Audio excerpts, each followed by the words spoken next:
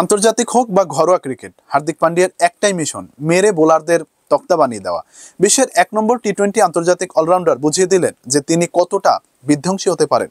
সৈয়দ মুস্তাক আলী ট্রফিতে ইন্দোরের হোলকার স্টেডিয়ামে হার্দিক খেলতে নেমেছিলেন ক্রুনাল পান্ডিয়ার বরোদার হয়ে তামিলনাড়ুর বিরুদ্ধে। শাহরুখ খানের তামিলনাড়ু প্রথমে ব্যাট করে 6 উইকেটে 221 রান তুলেছিল 20 ওভারে। জবাবে শেষ বলের থ্রিলারে বরোদা 3 উইকেটে ম্যাচ জিতে নেয়। ম্যাচের সব আলো একাই কেড়ে নিয়েছিলেন হার্দিক। 6 নেমে হার্দিকের ব্যাট থেকে এসেছে 30 বলের ঝোড়ো 69 রানের ইনিংস। কোনো বোলারকেই তিনি রেয়াত করেনি ইন্দোরে। 4টি 4 ও 7টি 6 নিজের ইনিংস সাজান হার্দিক। 230 স্ট্রাইক রেটে ব্যাট করেছেন তিনি। বিরাট কোহলিকে নেটে আউট করে নজরে এসেছিলেন গুরপ্রীত সিং। চেন্নাই সুপার কিংস নিলামে 26 বছরের পাঞ্জাবি পেসারকে 2 কোটি 20 লক্ষ টাকায় দলে নিয়েছে। তামিলনাড়ুর হয়ে এই ম্যাচে খেলেছেন গুরপ্রীত। তিনি 3 ওভার বল করে 44 রান হজম করেছেন। তার মধ্যে 1 ওভারেই তিনি 29 রান হজম করেছেন। হার্দিকের বেদম প্রহারে তিনি দিশাহীন হয়ে পড়েছিলেন। হার্দিক তাকে পরপর 4 ছক্কা ও 1 চার মারেন। গুরপ্রীত একটি নো বলও করেছেন। তিনি বুঝতেই পারছিলেন না যে কোথায় বল করবেন হার্দিককে। কথা বলে ক্রিকেটের প্রতিটি বলই একটি রেকর্ড। তারপরও মাঝে মধ্যে 22 গজের লড়াইয়ে এমন কিছু ঘটনা ঘটে যায় যার কোনো ব্যাখ্যাই পাওয়া যায় না। তৈরি করে নতুন নতুন সব রেকর্ড। ক্রিকেট ম্যাচে একাদশ সাজানো হয় ব্যাটার, বোলার আর উইকেট কিপার নিয়ে। সবারই রয়েছে সুনির্দিষ্ট দায়িত্ব। বোলারদের কাজ হচ্ছে ব্যাটারদের সাজঘরে ফেরানো। এজন্য একটি ম্যাচে একটি দল বড়জোর 4 থেকে 5 জন বোলার ব্যবহার করে থাকেন।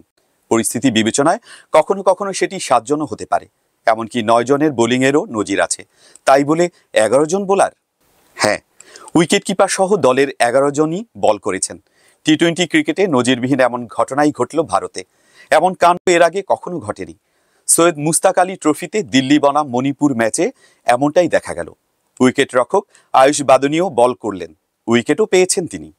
শুক্রবার মুম্বাইয়ের ওয়াংখেড়ে স্টেডিয়ামে সৈয়দ মুস্তাক আলী ট্রফিতে মণিপুরের বিপক্ষে দলের 11 জন সদস্যকে দিয়েই বোলিং করিয়েছে দিল্লি।